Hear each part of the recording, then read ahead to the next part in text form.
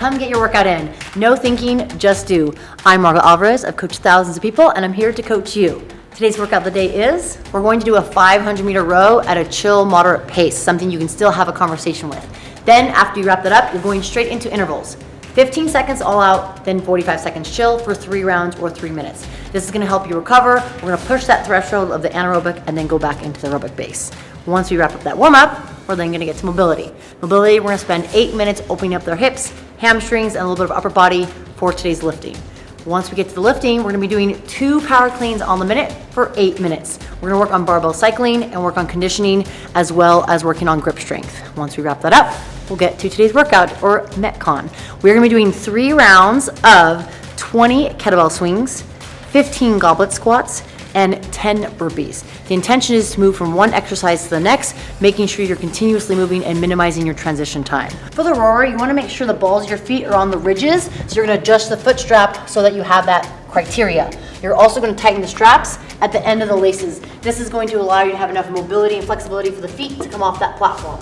Hands are gonna be the outside of the handle, thumb on top or around, your preference.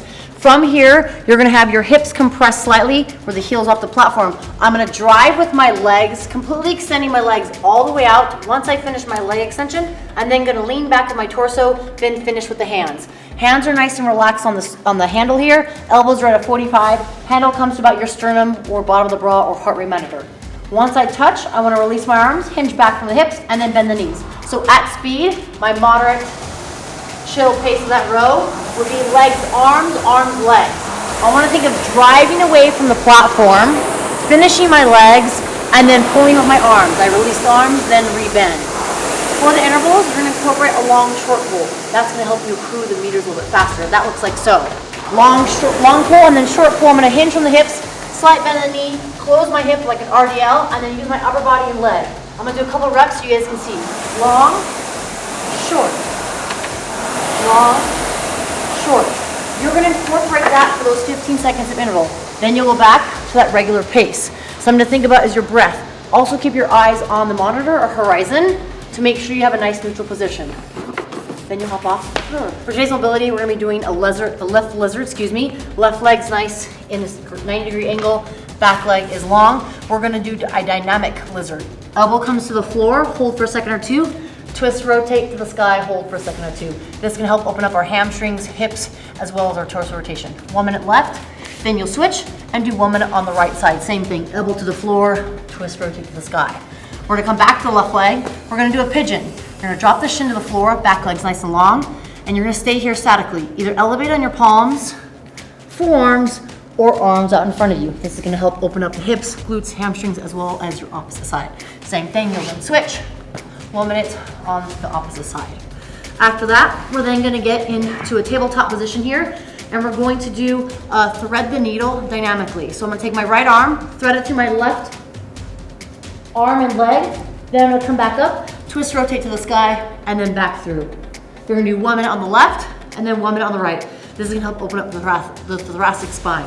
You're then next going to lay down on the floor, palm facing down on the ground, and we're gonna do a dynamic T-stretch. We're gonna twist, rotate, open up, come back to center. 1 minute on the left or right, and then you'll switch to the opposite arm. So essentially getting 8 minutes of mobility to open up our upper body and lower body. For the power clean, you're gonna start with your feet between your hips and shoulders. Hands are gonna be right outside the thighs. I use a thumb length distance as a guide for my grip. When I grab the bar, I wanna think of having my hook grip. Thumbs down, fingers on top. In the setup position, bar is gonna be mid-shin, shoulders slightly in front of the bar. I wanna engage my lats to pull the bar into my body. As I press away from the floor, hips and shoulders rise, I pull my knees back out of the way. Once I clear my knee, once I get to the high thigh, I'm gonna jump shrug, pull myself under, receiving in a power position, releasing my hook grip on the hands, and then I'm going to stand. As you warm up, you wanna reset so you can work on barbell cycling. I'm gonna pop the bar up, re-grip my hook grip, bring it back to the high thigh, and then I'm gonna push my butt back, delay the knee bend, then back to the floor. So as I do my 2 reps, I perform 1 rep, come back to the floor, perform the 2nd rep. Focusing on my execution, think of the hips opening, shoulders shrugging, arms following like a scarecrow, and then I'm gonna pull myself underneath. You may notice that your foot position may jump out to underneath your shoulders. That's okay. That wider receiving position will give you a better front rack receiving position. Also remember, as I receive it, You want to make sure that your butt isn't forward. Make sure to push the butt back slightly. Release the hook grip as if I was going to do a front squat.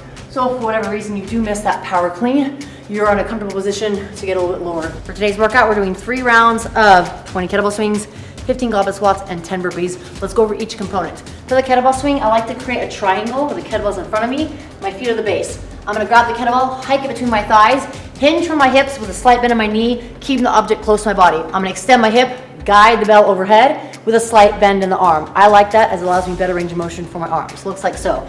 Hike it, squeeze my butt, pop my hips, guide the bell overhead. As I bring the kettlebell back to my body, I hinge from my hips, keeping that object close to my body versus letting it come down here. Squeeze the butt. Remember, it's a transfer of energy from your hips to the bell. The arms are just guiding the bell up. You notice that the bottom of the bell faces towards the sky versus if I muscle with my arms, it's gonna face out. So remember, fluidity is key here. After those repetitions, you're going to bring the kettlebell to your chest, handle facing down for the goblet squats. Now, I touched base earlier about your stance position for the clean where they might jump out to your shoulders. This is where you're gonna start for the goblet squat. Feet underneath the shoulders, toes turned out slightly as a guide. Handles holding the bell, elbows nice and close. You're gonna push your butt straight down, and as you do so, knees are gonna track over the middle of the foot. I would like for you to get your hip crease below the top of the thigh, and then as you stand, fully open the hip. This full range of motion is a compound movement, but will help transfer over to real life. Say you're not from a toilet, a couch, etc. Keep the torso nice and tall and elbows close. If you can't get the elbows in close, push them out, just make sure they don't hit your knees. You'll perform those repetitions, place the kettlebell down, then you're gonna do 10 burpees. For the burpee, just think of bringing your hands on the floor, jump your feet back, lay on the floor, peel yourself up, pop your feet to your hands, then you're gonna jump and clap. Now, 3 rounds. Again, if you're relatively new, you can modify to 2 rounds. You also can modify a couple movements. For the kettlebell swing, instead of going overhead, you could do Russian style. That will just go to shoulder eye level. This will still help you transfer momentum and understand the hip extension component, but will also modify that range of motion. The burpee, instead of going all the way down, you can step back to a plank and then come back up, jump and clap. That's a half burpee.